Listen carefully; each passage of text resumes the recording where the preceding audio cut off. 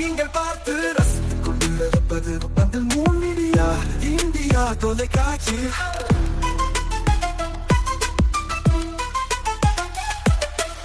நீங்கள் பார்த்து ரசித்துக் கொண்டிருப்பது உங்கள் மீடியா இந்தியா தொலைக்காட்சி. நீங்கள் பார்த்து ரசித்துக் கொண்டிருப்பது உங்கள் மீடியா இந்தியா தொலைக்காட்சி. நீங்கள் பார்த்து ரசித்துக் கொண்டிருப்பது உங்கள் மீடியா இந்தியா தொலைக்காட்சி.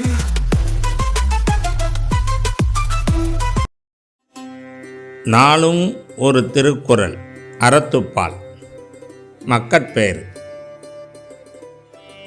ஈன்ற பொழுதின் பெரிதுவக்கும் தன் மகனை சான்றோன் என கேட்ட தாய். விளக்கம். தன் மகனை நற்பண்பு நிறைந்தவன் என பிறர் சொல்ல கேள்வியுற்ற தாய் தான் அவனை பெற்ற காலத்தில் உற்ற மகிழ்ச்சியை விட பெரிதும் மகிழ்வாள்.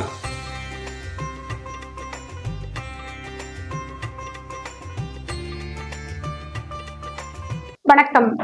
முன் மீடியா செய்திகளுக்காக உண்ணாமலை சம்பந்தம். இன்றைய முக்கிய செய்திகள். தமிழகத்தில் தொடரும் அரசியல் பரபரப்பு. புதுச்சேரியில் தங்க வைக்கப்பட்டுள்ள அதிமுக எம்எல்ஏக்கள்.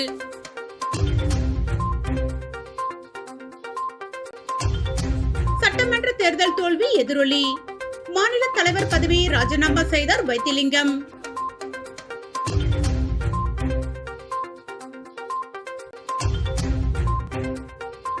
ஆளுநரை சந்தித்து ராஜினாமா கடிதம் வழங்கினார் ரங்கசாமி. விரைவில் ஆட்சி அமைக்க உரிமை கோர உள்ளார். இனி விரிவான செய்திகள். பரபரப்பான அரசியல் சூழலுக்கு மத்தியில் புதுச்சேரியில் உள்ள தனியார் ரிசார்ட்டில் அதிமுக எம்எல்ஏக்கள் தங்க வைக்கப்பட்டுள்ளனர். தமிழகத்தில் சமீபத்தில் நடைபெற்ற சட்டமன்ற தேர்தலில் எந்த கட்சிக்கும் தெளிவான பெரும்பான்மை கிடைக்காத நிலையில் அதிமுக பொதுச் செயலாளர் எடப்பாடி பழனிசாமி தலைமையில் நடைபெற்ற ஆலோசனைக் கூட்டத்தில் முக்கியமான கருத்து வேறுபாடுகள் வெளிப்பட்டன. குறிப்பாக தாவேகாவிற்கு ஆதரவு அளிக்க வேண்டுமா வேண்டாமா என்ற கேள்வியில் கட்சிக்குள் இரண்டு தரப்புகள் உருவாகியுள்ளன. ஒரு தரப்பு ஆதரவு அளிக்க வேண்டும் என வலியுறுத்திய நிலையில் மற்றொரு தரப்பு அதற்கு கடுமையாக எதிர்ப்பு தெரிவித்துள்ளது. இந்த உள்கட்சி குழப்பம் தீவிரமடைந்த நிலையில் எம்எல்ஏக்களை ஒருங்கிணைத்து பாதுகாப்பாக வைத்திருக்க நடவடிக்கை எடுக்கப்பட்டதாக கூறப்படுகிறது. இதன்படி புதுச்சேரி பூர்ணாங்குப்பம் பகுதியில் உள்ள ஒரு சொகுசு ரிசார்ட்டில் OS மணியன், SM சுகுமார், தலவாய் சுந்தரம், விஜயபாஸ்கர் உள்ளிட்ட சுமார் 24 அதிமுக எம்எல்ஏக்கள் தங்க வைக்கப்பட்டுள்ளனர். மொத்தம் 46 அதிமுக எம்எல்ஏக்கள் வெற்றி பெற்ற நிலையில் அவர்கள் 24 பேரை புதுச்சேரியில் தங்க வைக்க எடப்பாடி பழனிசாமி அறிவுறுத்தியதாக தகவல்கள் தெரிவிக்கின்றன. இந்த ஏற்பாடுகளை அமைச்சர் மற்றும் ராஜ்யசபா உறுப்பினரான CV சண்முகம் மற்றும் புதுச்சேரி மாநில அதிமுக செயலாளர் அன்பழகன் தலைமையில் செய்யப்பட்டதாக கூறப்படுகிறது. அவர்களின் ஒருங்கிணைப்பில் ரிசார்ட்டில் அறைகள் முன்பதிவு செய்யப்பட்டுள்ளதாகவும் தகவல்கள் வெளியாகியுள்ளன. தமிழ்நாட்டில் அரசியல் நிலைமை உறுதியற்றதாக மாறியுள்ள நிலையில் கட்சியின் ஒருங்கிணைப்பை பேணவும் எம்எல்ஏக்களை பாதுகாப்பாக வைத்திருக்கவும் இந்த நடவடிக்கை எடுக்கப்பட்டதாக கூறப்படுகிறது. 2017ஆம் ஆண்டு சசிகலா சிறையில் அடைக்கப்பட்டதை அடுத்து அதிமுக ஆட்சியை காப்பாற்றும் நோக்கில் கூவத்தூர் ரிசார்ட்டில் எம்எல்ஏக்கள் தங்க வைக்கப்பட்ட சம்பவம் மீண்டும் நினைவிற்கு வருகிறது. தற்போது சுமார் 9 ஆண்டுகளுக்கு பிறகு அதே போன்ற அரசியல் சூழல் உருவாகியுள்ளது. விஜய் தலைமையிலான கட்சிக்கு ஆதரவு வழங்குவது குறித்து ஏற்பட்டுள்ள கருத்து வேறுபாடுகளே இந்த நடவடிக்கைக்கு காரணமாக பார்க்கப்படுகின்றன. தமிழகத்தில் தாவேகா விரைவில் ஆட்சி அமைக்கும் என்றும் விஜய்க்கு தனது வாழ்த்துக்கள் என்றும் புதுச்சேரி முதலமைச்சர் ரங்கசாமி தெரிவித்தார்.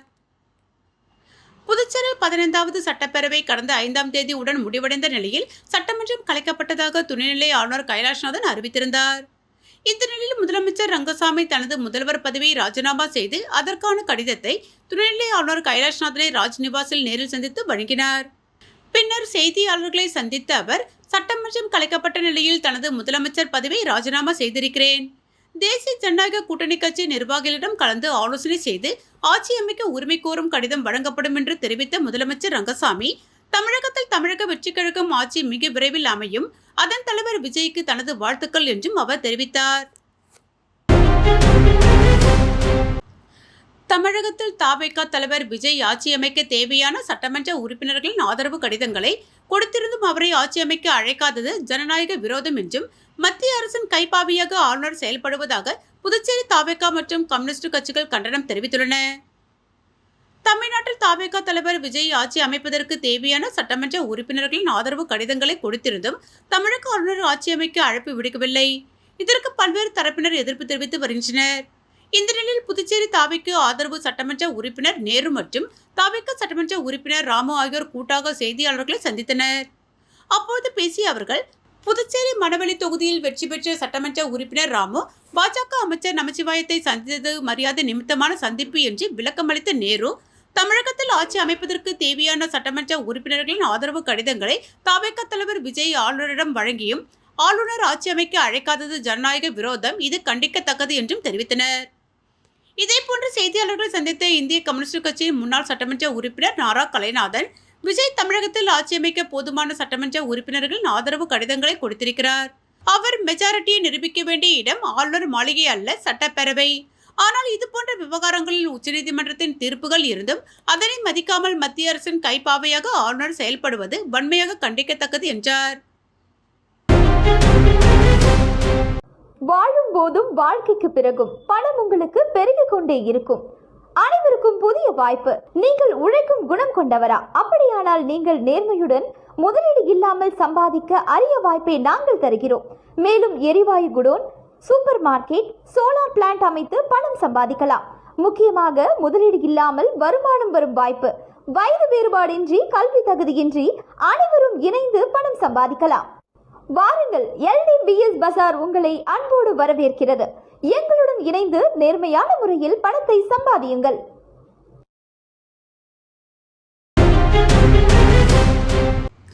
உருளையன்பேட்டை தொகுதிக்குட்பட்ட ஐயனார் கோவில் வீதியில் அமைந்துள்ள புதுச்சேரி சாலை போக்குவரத்து கழக பணிமனை உள்ள உயர் மின்னழுத்த கம்பிகளில் நமது தேசிய பறவையான மயில் அடிபட்டு உயர்ந்தது.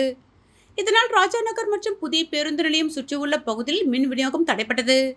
இதனை அறிந்து உருளையன்பேட்டையின் தொகுதியின் சட்டமன்ற உறுப்பினரும் நேயம் மக்கள் கழக தலைவருமான நேரு காவல்துறை, மின்துறை, வனத்துறை அதிகாரிகளுக்கு தகவல் தெரிவிக்கப்பட்டு மேற்கண்ட பகுதியில் மின் விநியோகம் சரி செய்யும் பணியை மின்துறை ஊழியர்களால் மேற்கொள்ளப்பட்டது.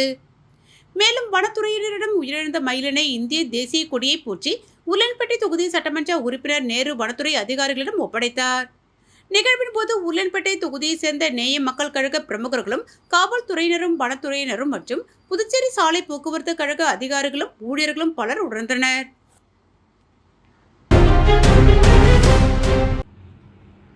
தேர்தலில் படுதோல்வி. புதுச்சேரி காங்கிரஸ் தலைவர் வைத்திலிங்கம் ராஜினாமா. புதுச்சேரி யூனியன் பிரதேசத்திற்கான சட்டசபை தேர்தலில் காங்கிரஸ் படுதோல்வி அடைந்தது. இந்தியா கூட்டணியில் இடம்பெற்றிருந்த காங்கிரசுக்கு 16 தொகுதிகள் ஒதுக்கப்பட்டன. ஆனால் கூட்டணி தர்மத்தை மீறி திமுகவிற்கு ஒதுக்கப்பட்ட பிற 6 தொகுதிகளிலும் காங்கிரஸ் போட்டியிட்டது.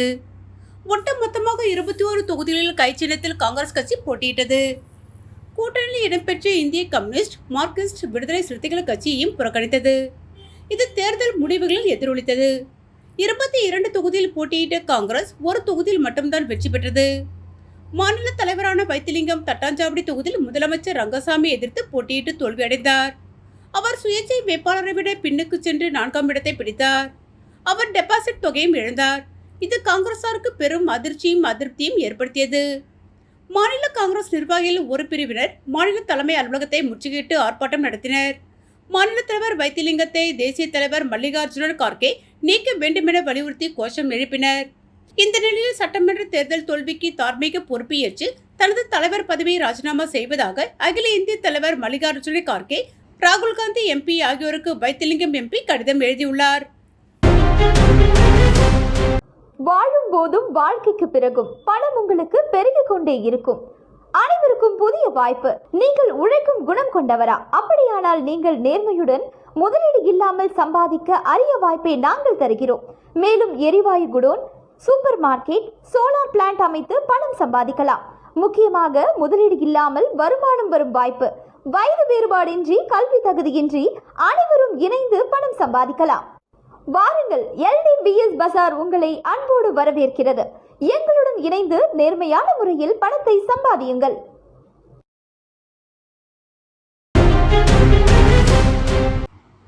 திமுக அதிமுக தலைவர் ஸ்டாலின் கொளத்தூர் தொகுதியில் போட்டியிட்டு தோல்வி அடைந்ததற்கு அதிமுக பொதுச் செயலாளர் எடப்பாடி பழனிசாமி மனம் வருந்தியதாக புதுச்சேரி அதிமுக மாநில செயலாளர் அன்பழகன் தெரிவித்துள்ளார்.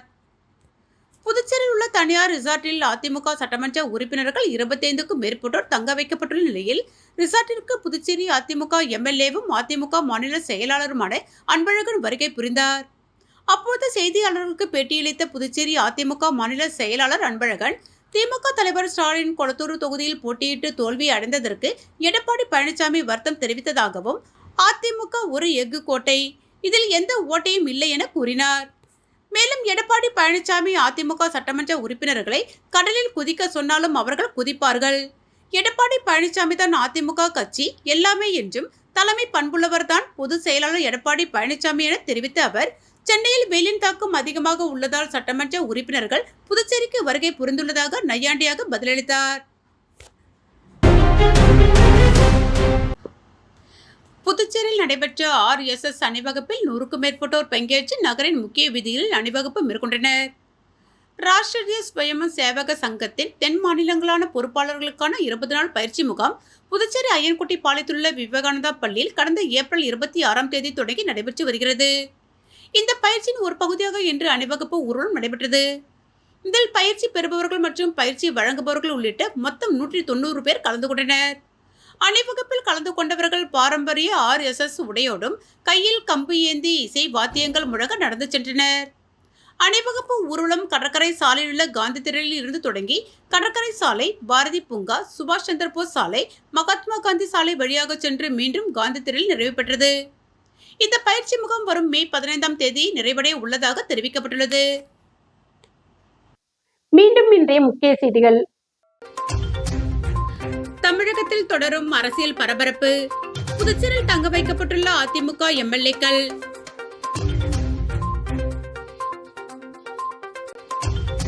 சட்டமன்ற தேர்தல் தோல்வி எதிரொலி.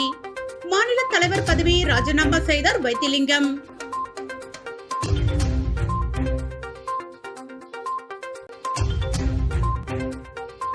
ஆளுநரை சந்தித்து ராஜினாமா கடிதம் வழங்கினார் ரங்கசாமி. விரைவில் ஆட்சி அமைக்க உரிமை கோர உள்ளார். இத்துடன் செய்திகள் நிறைவடைந்தன. செய்திகளை உடனுக்குடன் தெரிந்து கொள்ள மூன் மீடியா வாட்ஸ்அப் சேனலுடன் இணைந்திருங்கள். வணக்கம்.